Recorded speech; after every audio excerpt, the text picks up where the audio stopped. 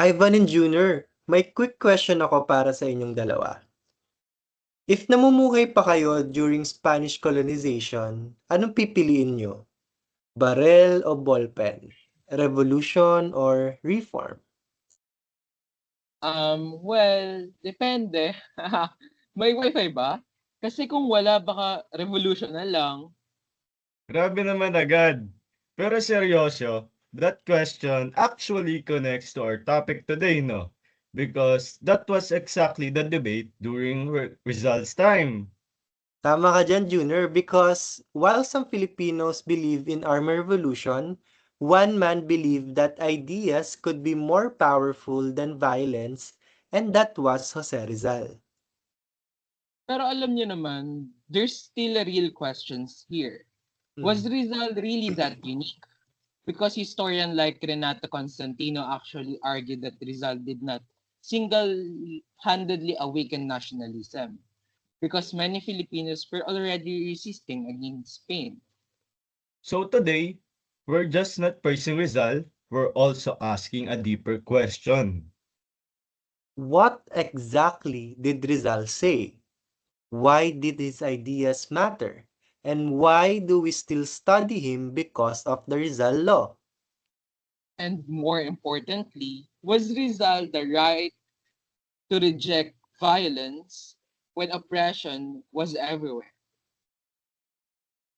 Everyone, welcome to our podcast, The Rizal Files, where we go beyond memorization but actually understand Rizal. When we say Rizal inspired nationalism, we shouldn't just say it vaguely. Let's look at what he actually wrote. Actually, for example, the Noli Me Tangere, the El Filibusterismo, the Mm. character of Crisostomo Ibarra represents Rizal's belief in reform through education. Tama ka dyan, Ivan. Ibarra wanted to build the school because Rizal believed education creates critical thinkers, which is tama siya. That reflects Rizal essay, The Philippine, a Century, hence where he argued education prepares a nation for freedom. And nakikita natin si Rizal that he exposed colonial abuse sa mga characters like si Padre Damaso, abusive of prior power, si Sisa, victims of colonial justice, and si Elias, revolutionary frustration. And here's something important. Kasi as you said, nandun si Elias. But Mm. Elias actually tells Ibarra na there are situations where violence becomes necessary. But Rizal doesn't fully agree with Elias. Yes, because Rizal shows Elias dying tragically, while Ibarra survives to rethink his approach. Pinapakita doon na si Rizal, kini-question niya yung violence kung it will lead ba to change. So, si Rizal, it wasn't saying revolution is evil. Tinatanong niya, handa na ba ang society para dito? But alam nyo, let's be fair. Not everyone agrees with Rizal's approach. So, a historian like Renato Constantino, as I said earlier, in the veneration without understanding, argued Rizal became a national hero partly because Americans preferred a reformist instead of a revolutionary figures like Bonifacio.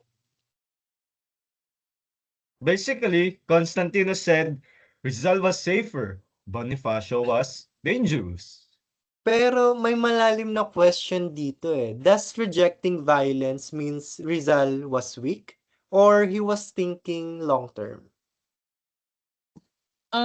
Let's look at Rizal's reasoning to answer that. Because in El Filibusterismo, Simon represents the revenge-driven revolution. At ano nangyari? Simon fails kasi revenge talaga yung main motivation niya. Gusto niyang pabagsakin yung sistema through violence and manipulation. Pero wala siyang tunay na suporta mula sa mga tao. Parang galit yung nagtulak sa kanya instead of a clear plan for the country. Exactly. So si Rizal, It shows that revolution without preparation leads to destruction. Kagaya ni Simon, inadmit niya na, I wanted to destroy the system through violence, but Rizal shows the cost. And Rizal explains this in his letters too. Naniniwala siya na a corrupt society cannot be fixed if the people themselves are not prepared or hindi pa ayos ang mga tao para simulan ng pagbabago. Guys, so ano pala siya, no? Hindi pala siya anti-revolution. He was an anti-premature revolution.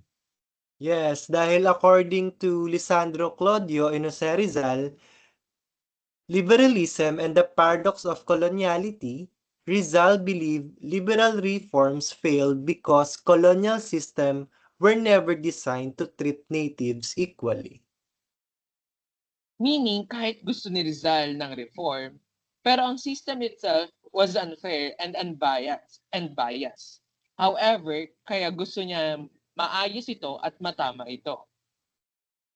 Tingnan mo nangyari kay Ibarra. He tries to reform, the system destroys him. So, Rizal wasn't naive. Pinapakita niya lang na reform fails when power refuse change. Pero let's make it real. Are Rizal's ideas still relevant today? Nakikita pa nga ba natin siya today?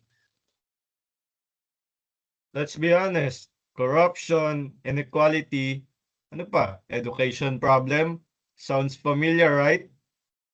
Yes, it sounds familiar. Kasi nga sabi nga ni Rizal dati, he once wrote na there can be no triumphs where there are no slaves. Meaning, oppression survives pag yung tao nag-stop na siya mag-question. And that is why Rizal's law matters for me. Kasi it is not to memorize what Rizal did, but understand what Rizal did. So ano nga ba ang Rizal Law? Hindi lang naman ito pinasa para to honor siya. Senator Claro Recto wanted Filipinos to understand freedom requires historical memory. Kasi nga, if we forget oppression, we tend to repeat it. Kaya naniniwala ako na tayong mga estudyante, binabasa natin ang Noli Me Tangere, El Filibusterismo, not because Rizal is perfect, but because his questions are still relevant in the present day. You know what, honestly, before this subject, akala ko dating Rizal, nire-require lang siya na basahin, gano'n, yung mga libro para alamin yung buhay niya. Same. Akala ko para lang tong checklist. Pero kung i-understand mo talaga yung mga character, no, we still have Damasos today. Mga taong inaabuso ang kapangyarihan. Sisa, mga taong naapi ng sistema. Hanggang ngayon, may mga tao pa ring walang boses sa lipunan. Or maybe mas kailangan pa natin ng maraming Ibaras. So the question is, so was Rizal the only one who awakened nationalism? Well, hindi. Perfect ba si Rizal? No. But here's what makes Rizal different. He didn't just fight Spain. He tried to understand Filipino society itself. As Bonifacio showed the courage, Rizal showed consciousness. And maybe a nation needs both. because alam natin that a revolution may win freedom, But it's the idea. Teach us how to keep it. And maybe that's why Rizal is still studied today. Not because he had all the answers, but because he asked the questions we are still trying to answer.